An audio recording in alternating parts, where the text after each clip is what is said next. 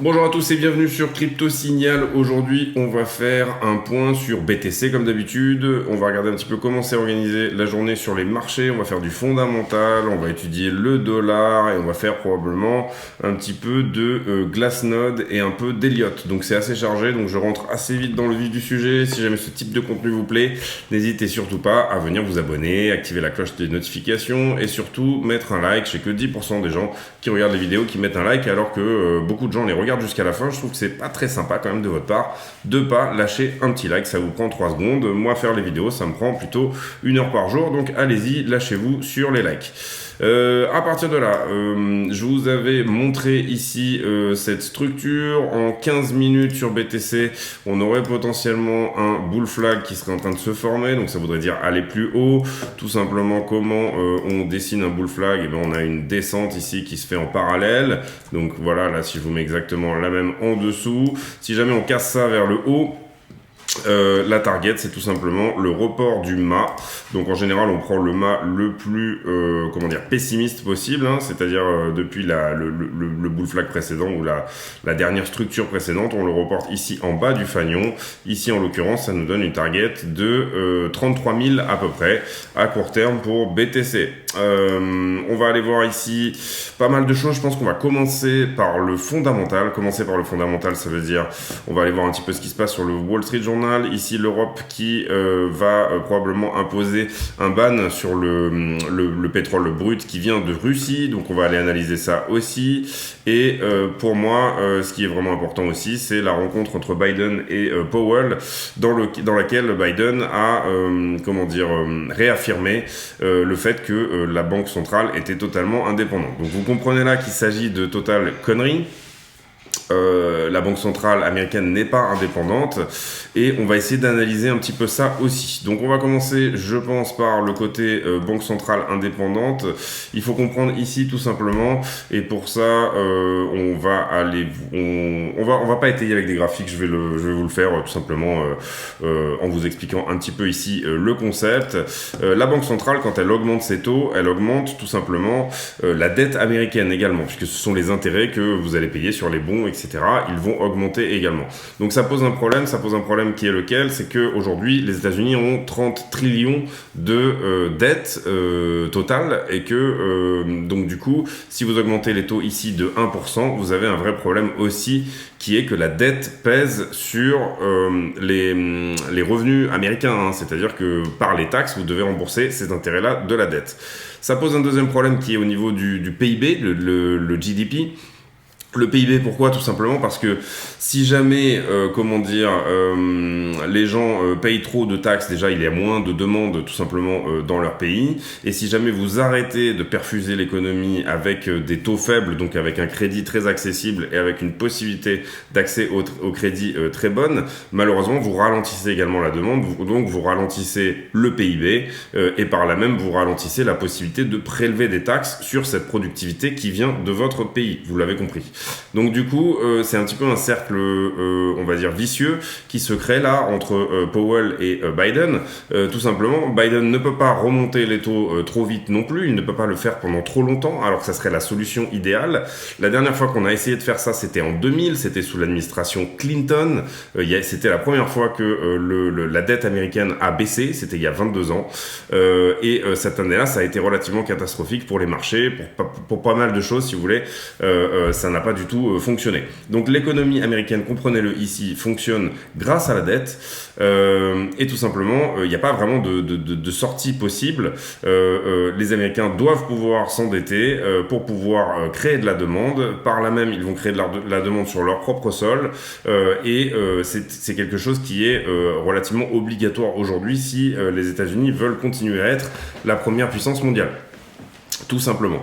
Donc, à partir de là, vous comprendrez bien que Powell est soumis un petit peu à l'influence de Biden, tout simplement parce que sinon, si on arrive à un moment où les États-Unis ne peuvent plus rembourser leurs dettes, on arrive à un moment tout simplement également oui, on se bat contre l'inflation, mais de toute façon, on est sur une configuration de grand reset où l'économie crache totalement et où du coup, il n'est plus possible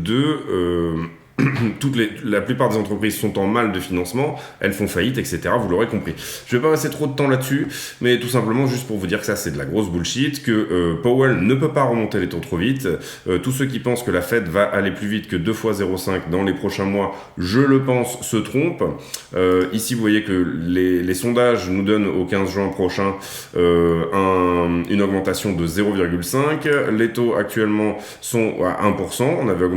On était à 0,25, on a augmenté de 0,25 en mars et on a réaugmenté de 0,50 en mai. Là, on essaye d'aller à 2% sur les 2 prochains meetings. Donc, c'est ce que le marché est en train de pricer, c'est-à-dire une hausse très forte avec des taux qui vont arriver à 2%. Mais comprenez ici que ça n'est pas soutenable pour l'économie américaine que d'aller plus vite ou même après ces 2 hausses de taux, d'arriver à des taux à 4, 5%, etc. C'est quelque chose qui n'est pas possible. Donc voilà, c'est un petit peu le serpent qui se mord la queue ici. Donc du coup, bien entendu, le marché des actions qui en a beaucoup pâti, bien entendu, ces derniers temps. Ici, qu'est-ce qu'on a sur le marché des actions en ce moment? On a eu une journée qui était plutôt neutre sur Nasdaq, c'est-à-dire 0,12.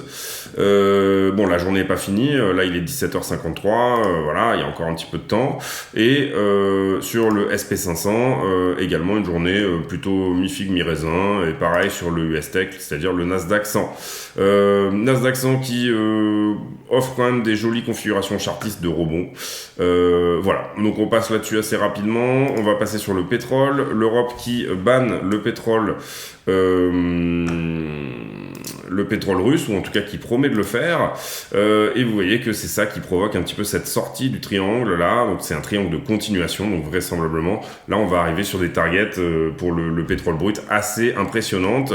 Vous l'aurez compris aussi, c'est-à-dire que en Europe on va payer, les États-Unis produisent leur propre pétrole, mais en Europe, étant donné que on a assez peu de production interne, on importait beaucoup de pétrole russe et du coup on va payer notre pétrole beaucoup plus cher à terme.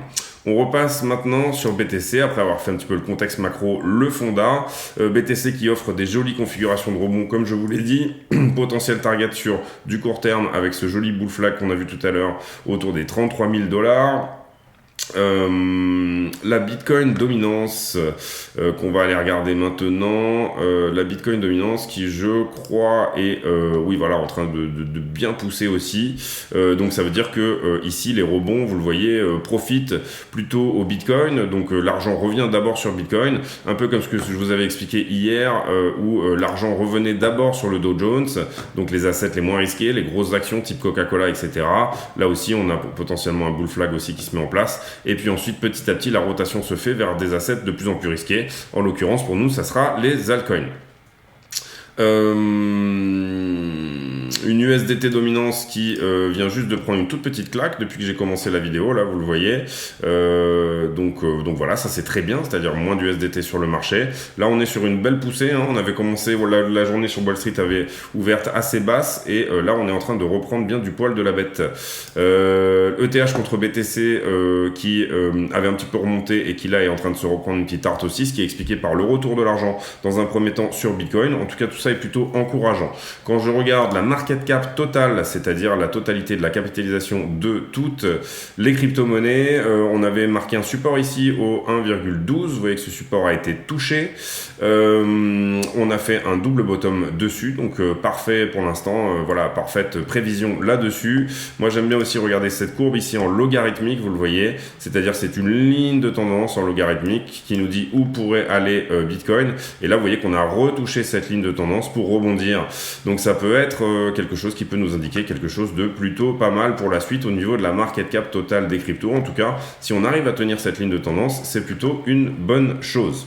Donc, alors excusez-moi, mais j'essaye de faire vite, mais ça c'est bon, ça c'est fait, ça c'est fait aussi, ça c'est fait aussi. Maintenant, on va parler du dollar. Le dollar qui est en rebond. Pourquoi le dollar est en léger rebond, hein, c'est vraiment très léger, vous voyez qu'il corrigeait fort et c'est normal dans une phase de correction ici d'avoir des petits moments de rebond, tout simplement parce que déjà pourquoi il a baissé, c'est plutôt l'euro qui a augmenté en fait, hein. La Banque Centrale Européenne a commencé à dire qu'elle allait augmenter ses taux également, ce qui a créé une demande pour l'euro, donc du coup le DXY qui est le dollar face à un panier de devises reprend un petit peu une petite tarte dans sa tronche puisque l'euro augmente, donc du coup forcément le DXY diminue. On le voit aussi sur le Alors non, le pound qui diminue par rapport au dollar, mais on l'a vu également sur le yen. Alors là, j'ai pas la charte, mais bon voilà, c'est pas très important en soi. Voilà. Cependant, vous comprendrez ici que on a une jolie config de rebond sur BTC. Est-ce que c'est juste un rebond technique, c'est-à-dire est-ce qu'on va juste revenir jouer avec les 34-35 de manière à épurer un petit peu le marché ou pas? C'est ce qu'on pourrait éventuellement aller voir grâce au sentiment. Je regarde si j'ai rien oublié qui pourrait être dans les choses. Non, pas vraiment. Alors j'en profite également pour dire faites attention, il y a des gens dans les commentaires qui donnent un numéro WhatsApp, etc. Donc je ne contacte pas les gens sur WhatsApp. Si vous voulez discuter avec moi, en fait, ça se passe directement sur le Discord de la chaîne, tout simplement. Donc voilà, c'est le seul moyen de me contacter, à part les commentaires. Donc voilà. Excusez-moi, là, je remets en place un petit peu Trading Light, puisque j'ai dû redémarrer l'ordinateur il n'y a pas longtemps. Et bien évidemment, tout a un petit peu changé. Ils ont mis à jour notre ami Trading Light. Donc voilà, on veut aller sur la chart, voilà. Et Binance BTC USDT, voilà, très bien. Alors ça a dû changer du coup un petit peu mes niveaux de threshold. Voilà, on va dézoomer un petit peu, désolé pour ça. Donc du coup, qu'est-ce qu'on a là un petit peu sur le contrat Binance USDT, on a un petit peu des ordres de vente qui commencent à se montrer autour des 32 500 jusqu'à 32 500 à peu près. Gros ordre à 33, 80 Bitcoin, 50 Bitcoin, 41 Bitcoin, 75 Bitcoin, 72 Bitcoin. C'est pas énorme, hein, on n'a pas vraiment il n'y a pas de gros ici, de très gros montants. Et là, à l'achat, 132, 139, 42. Voilà. Donc, si jamais on dip ici, on aurait plutôt, si jamais on doit s'arrêter, on aurait plutôt tendance à le faire autour des 33. C'est ce que je vous avais dit tout à l'heure. Après, il n'y a plus rien. Si on arrive à passer les 33, on ira assez facilement assez haut, en tout cas sur Binance, c'est ce que je vois, 99 Bitcoin ici, etc. On va aller vite fait regarder sur d'autres assets, peut-être Bitfinex, où on a déjà un peu plus de monde à la vente, j'ai l'impression. Hop, ça fait des zones de combien, ça?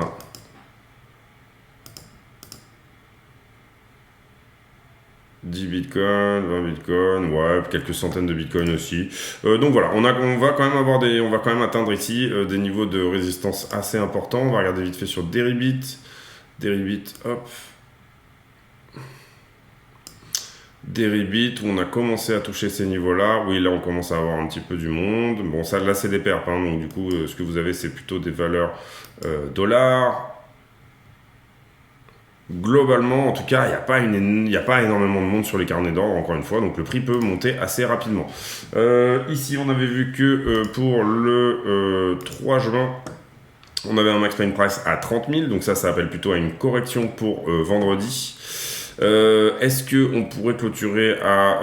si on clôture à 31, on a un call ici qui sera fill. 31... Ouais, non, l'idée, ça serait plutôt de clôturer entre 30 et 31 ici. On va maintenant aller faire le sentiment. Le sentiment... Alors là, j'ai l'impression que je suis pas sur la bonne time frame. Désolé, alors, du coup, j'ai redémarré l'ordi et j'ai pas pensé à tout remettre en place correctement. Donc du coup, qu'est-ce qu'on a ici? Qu'est-ce qu'on a pris comme niveau, tout simplement, par rapport à ce qu'on avait étudié hier? Hier, on a fait la vidéo, on était par ici. Pour l'instant, on a nettoyé donc ce niveau-là, on a nettoyé celui-là, on a nettoyé celui-là qui était plutôt vieux. Hein. Vous vous rappelez que je vous en avais parlé hier. Ça, c'est pas un niveau pour moi, c'est plutôt un point pivot. Vous voyez qu'on a vraiment bien pivoté dessus, d'ailleurs. Donc c'est pour ça que je l'avais mis en jaune. Et là, vous avez pris ce niveau-là aussi. Comment tout ça s'est construit? Donc depuis qu'on a fait la vidéo hier, on avait une augmentation ici des longues, donc on aura aussi un niveau à prendre en longue à ce niveau-là. Pourquoi augmentation des longues? Parce que l'open interest est à l'augmentation, le nombre de contrats en circulation augmente, et en même temps, le taux d'intérêt variable que doivent payer ces gens-là, c'est-à-dire les shorters ou les longueurs, est majoritairement positif, c'est-à-dire que ce sont les shorters qui payent ça. Ça veut dire qu'il y a une majorité de shorters sur le marché, le fait d'avoir du vert. Ensuite, une majorité en volume, hein, c'est pas une majorité en nombre de positions. Ici, on a un niveau de short qui s'était créé, mais vous voyez que depuis, il a été pris. Pareil ici, et ici, tout d'un coup, ici, sur cette montée-là, on a énormément de gens qui avaient mis, et ça me plaît pas mal, qui avaient mis leur take profit en fait. C'est-à-dire que là, vous voyez le nombre de contrats qui se ferment d'un coup, alors qu'on est sur une augmentation de prix. Donc ça veut dire que bien évidemment on short squeeze, excusez-moi, donc on sort des shorters, mais vous voyez qu'en même temps le funding ne diminue pas énormément, donc ça veut dire qu'il y a aussi des longues qui clôturent leur position dans cette histoire là. Cependant ensuite le funding repasse à l'augmentation, et là il y a quelque chose de très intéressant, c'est que vous avez un énorme short qui s'ouvre ici, là. Vous le voyez, je ne sais pas si vous le voyez bien sur le... Et là, il y a une très très grosse position en short qui s'est ouverte, ici, sur ce niveau-là. Donc on aurait pu mettre ici un point de short à prendre, voilà, admettons, un stop loss ici à venir chercher. Vous voyez que qu'est-ce que fait le marché derrière? Donc là, pour moi, ça me plaît qu'on ait vraiment clôturé une partie des longues ici sur cette histoire.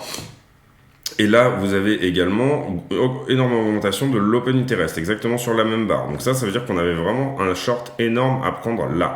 Vous comprenez que cette personne-là n'a pas forcément ouvert son short et mis son stop loss exactement à l'endroit où elle l'a ouvert. Quand je vous montre ici, ce sont des chasses au stop, ce que je vous montre ici en mettant des niveaux précis. Mais globalement, on pourrait s'attendre que cette personne soit par exemple sur un levier x20, un levier x50 ou un levier x100. Si jamais cette personne est sur un levier x100, à ce moment-là, on aura, et du coup, ça va être une vidéo longue, mais excusez-moi, je pense qu'elle sera intéressante. On viendra chercher les 1%. S'il y a un levier x100, là, on est venu chercher cette grosse position-là déjà direct. Si jamais c'est pas le cas, et qu'il a pris un levier, par exemple, x50, on ira chercher les 2%. C'est là qu'est son prix de liquidation. Donc, on viendra ici au 32 500. Si jamais cette personne a ouvert un levier x20, on ira chercher les 5%. Et là, la position est tellement grosse qu'elle justifie qu'on y aille. On ira chercher les 5%, c'est-à-dire les 33 400. Donc, voilà, ça vaut le coup des fois, quand il y a des très grosses positions comme ça, de pas juste regarder tout simplement le stop loss. Où est son stop loss à cette personne-là, même si ça peut être le cas, si son stop loss peut être garé à 1%. Mais plutôt quel est son potentiel prix de liquidation.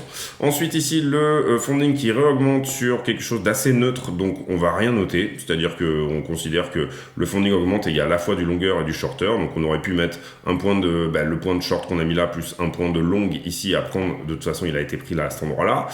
Ensuite très forte diminution du funding, ça veut dire tout simplement qu'on a un nouveau short qui s'est ouvert ici aussi. Ensuite l'open interest qui continue à augmenter avec un funding qui augmente, donc on a un niveau de longue à venir chercher ici. Je vous le mets en rouge pour la pédagogie, même s'il a été pris après. Ensuite, à partir de là, rien de spécial. Beaucoup de longueur ici sur cette histoire-là. Donc, on aurait aussi potentiellement eu un niveau de longue à prendre là. Et puis, tout d'un coup, le funding qui s'écroule, c'est-à-dire aussi beaucoup de longues qui ferment leur position ici en même temps. Et ça me plaît pas mal aussi. Donc, ça veut dire que tout simplement, c'est ça, c'est beaucoup de longues qui ferment leur position en même temps. Mais on a aussi potentiellement un point de short à pouvoir noter par là. Bon, vous voyez que tous ces niveaux ont été pris de toute façon, donc ce niveau-là a été pris, celui-là aussi, celui-là aussi. Par contre, on va se mettre un call-out ici, c'est-à-dire qu'on va se rappeler que là, ici, il y a eu un très gros short.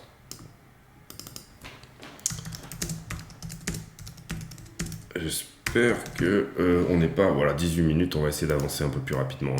Donc voilà, ensuite, qu'est-ce que fait le prix? Donc je vous l'ai dit, il va chercher toutes ces positions-là. Ensuite, là, très forte augmentation de l'open interest en même temps qu'il y a augmentation du funding. Donc on crée un niveau de longue à venir chercher juste là, peut-être légèrement plus haut même, voilà, peut-être plutôt ici, voilà. Ici, on va mettre les deux, comme ça. On sait que le mouvement en longue a commencé là, il a terminé là, donc on prend les deux ici. Et puis là, instant T, qu'est-ce qui se passe? Forte augmentation du funding, et vous le voyez, en même temps, on a un gros short qui se crée, donc on crée un niveau de short à venir prendre très exactement sur ce point-là. Donc voilà pour ce qui est du prix. On pourrait ici vraiment imaginer sans remettre en cause la tendance, un petit dip pour venir chercher sous ce niveau-là des 31 200 ne remettrait pas en cause la tendance, et là vous voyez qu'on est à 32 200, et on peut imaginer aussi que comme ce niveau-là commence à être shorté ici fortement, vous voyez le rouge là, il commence à y avoir vraiment du shorter qui rentre, et bien finalement on va aller nettoyer vers le haut ces shorts là jusqu'au niveau que je vous ai donné tout à l'heure qui serait des 33 000. Potentiellement également on viendrait nettoyer ici ce gros short là. Ce qu'on peut ici voir éventuellement sur iBlock également. Hop, hop, hop. Hop. Désolé, pareil, c'est pas préparé non plus, mais c'est pas grave, on y arrive. Et bien là, vous voyez ce gros short dont je vous parlais qui s'est ouvert là, 140 millions. Et vous voyez ces gros niveaux de longue ici qu'on n'est pas encore venu chercher. Alors est-ce qu'ils se sont clôturés? Je vous ai parlé d'une grosse clôture de short, de longue pardon, à un moment donné. Vous vous rappelez, je vous ai dit, oula, c'est bizarre, le funding d'un coup diminue, alors que voilà, il n'y a pas nécessairement d'action de prix qui le justifie. Donc il y aurait potentiellement ici une grosse clôture.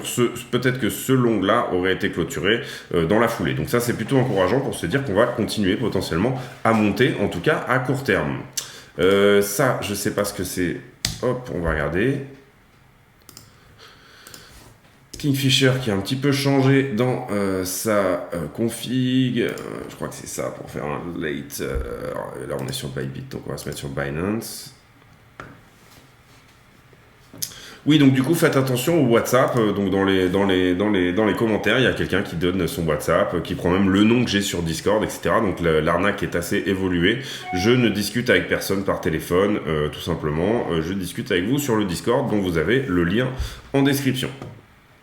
Ici, qu'est-ce que ça nous dit? Ça nous dit que oui, effectivement, si on venait chercher cette petite mèche qu'on a au-dessus, on pourrait potentiellement aller chercher jusqu'au 33, mais ça nous dit, attention, là, j'ai construit tout ça sur des gros niveaux également de longueur, et potentiellement, un petit dip au 29 500 serait plutôt normal, c'est-à-dire qu'on a ces niveaux à prendre ici.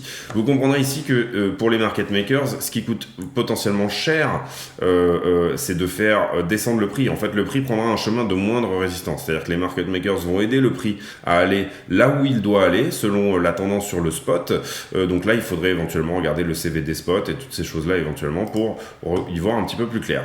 Ici, moi, c'est ce que j'utilise pour regarder le long-short ratio, puisque les autres niveaux les niveaux de long-short ratio que j'ai sur CoinAnalyze ne me parlent pas plus que ça. Je trouve ça très intéressant ici qu'on ait énormément de long sur Bitfinex. Sur BitMEX, on est à 50-50. Vous le voyez, ici sur Binance on est à 50-50 aussi, et au total 72% de long et 27% de short. Là on parle c'est pas vraiment un long short ratio en termes de nombre de positions, c'est plutôt un long short ratio en termes de volume, et c'est pour ça que je préfère regarder moi le volume. Ça m'intéresse pas trop de savoir si les retail, les tout petits sont en train de shorter ou de longer, c'est pas quelque chose qui m'intéresse plus que ça, c'est pour ça que j'ai pas de long short ratio dans mes analyses de sentiments.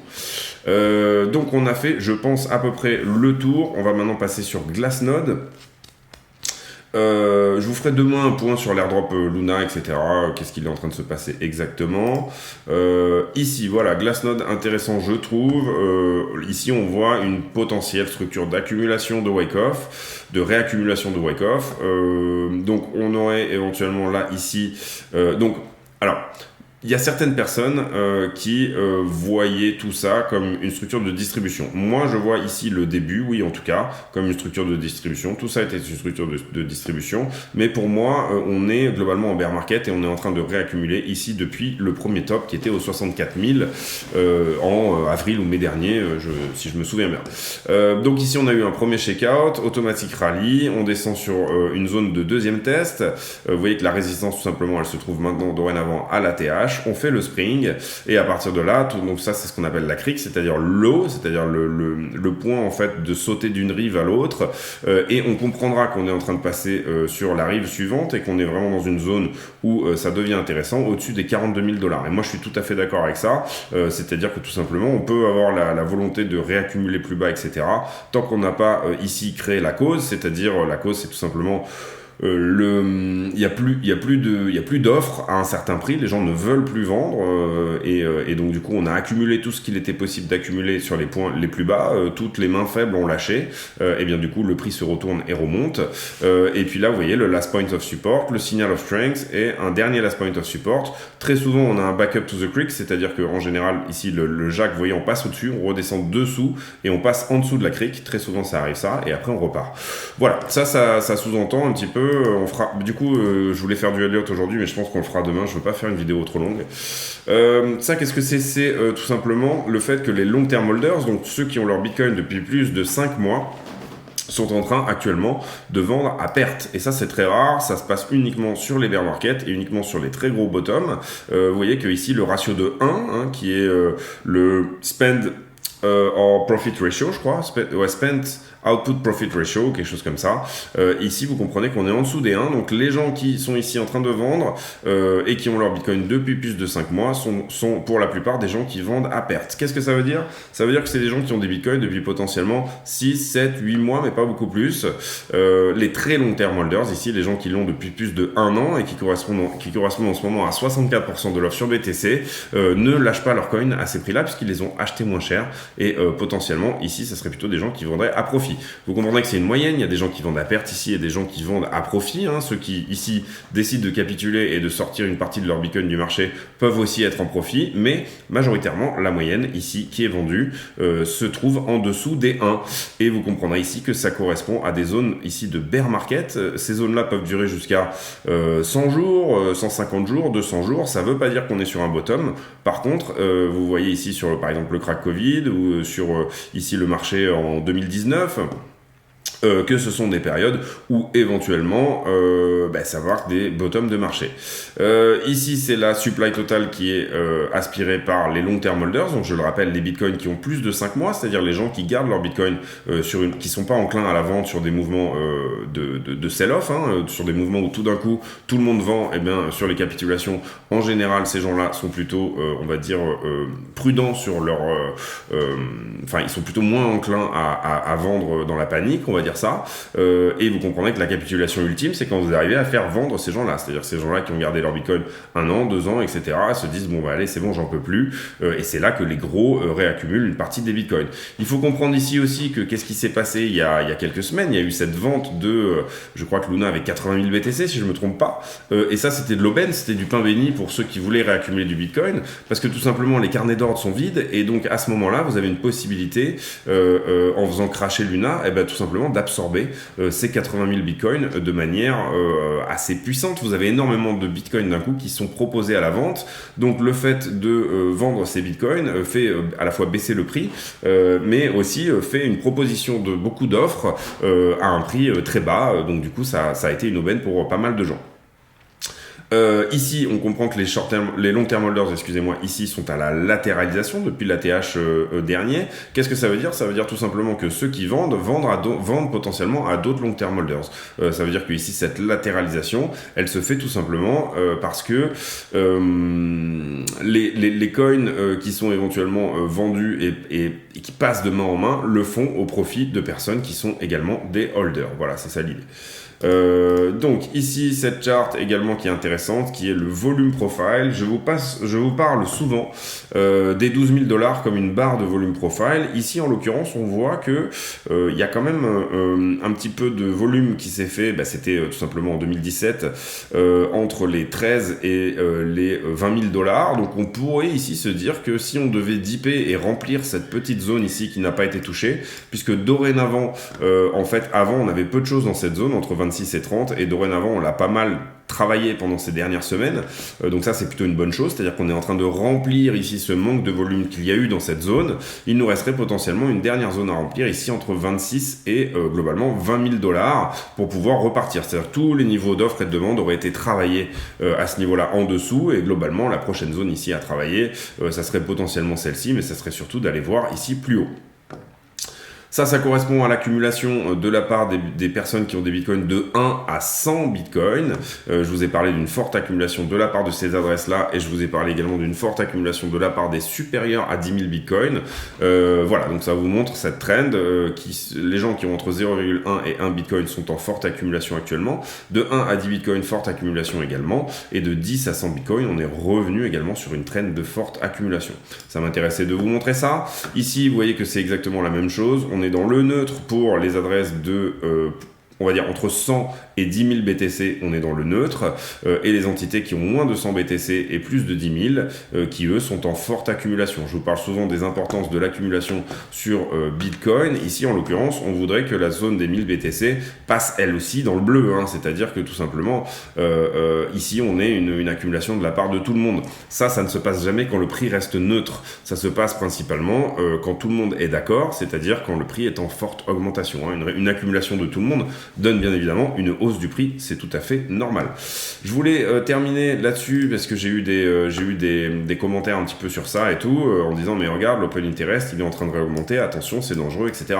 Non, un retour de l'open interest n'est pas dangereux, ça veut dire qu'il y a un retour d'intérêt sur le marché. Le problème ici, et les gros problèmes qu'on peut éventuellement avoir, c'est quand tout l'open interest se met du même côté, c'est-à-dire que tout le monde veut longuer ce marché, qu'il y a trop d'optimisme, c'est là qu'on a le souci.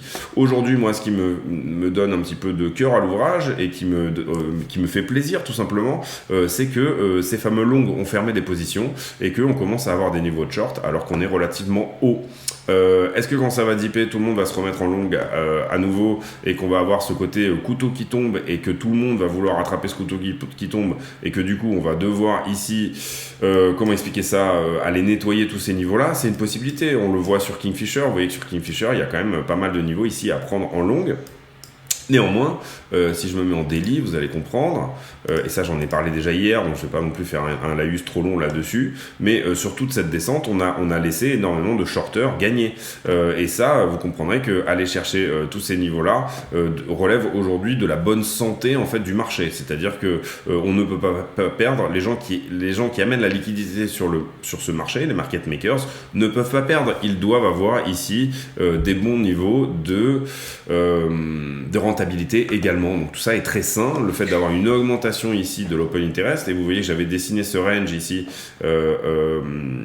pendant qu'on était dedans, et en fait on est en milieu de range, donc on pourrait très bien monter jusque là sans que ça nécessite une action de deleveraging immédiate. À 9-10 milliards, vous voyez qu'on a tendance, en tout cas on l'a fait 2 fois par le passé, à vouloir deleverager à nouveau.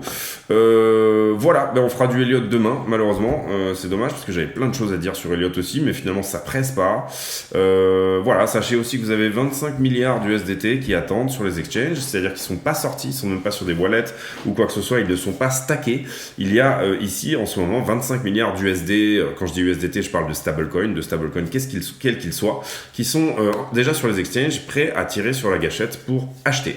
Donc personnellement, et ça je l'ai beaucoup dit sur la chaîne, mais moi je trouve que cette action de prix là n'est pas du tout saine, au sens où on a un déséquilibre ici, vous voyez qu'on n'a pas nettoyé tous ces shorters là, on n'en a pas nettoyé au moins une partie, donc je pense qu'un petit rallye de soulagement ici serait de bon augure. La question c'est où est-ce que s'arrête ce rallye et surtout comment il se construit. Si jamais il se construit sur le fait que personne n'est d'accord avec, on peut aller très haut à ce moment-là, c'est-à-dire que vous avez des gens qui vont pas vouloir racheter tout simplement parce que ils considèrent que ça va tomber. Si le sentiment est vraiment extrêmement mauvais et qu'on part sur ce type de rallye, là c'est relativement excellent pour mettre tout le monde d'accord, c'est-à-dire aller chercher toute cette liquidité en haut. Voilà, pour moi, j'aimerais voir comment tout ça se construit pour vraiment me prononcer. Pour moi, on a pris, et c'est plutôt une chose finalement pas si mal, on a pris la liquidité qui était là, et sur le volume profile aussi, on est venu vraiment commencer à combler ce trou-là. J'aime beaucoup le fait qu'on repasse au-dessus de cette barre ici que je vous avais mis en volume profile, qui est les 31 000 $. Donc rester au-dessus, pour moi, voudrait dire que c'est une très bonne chose.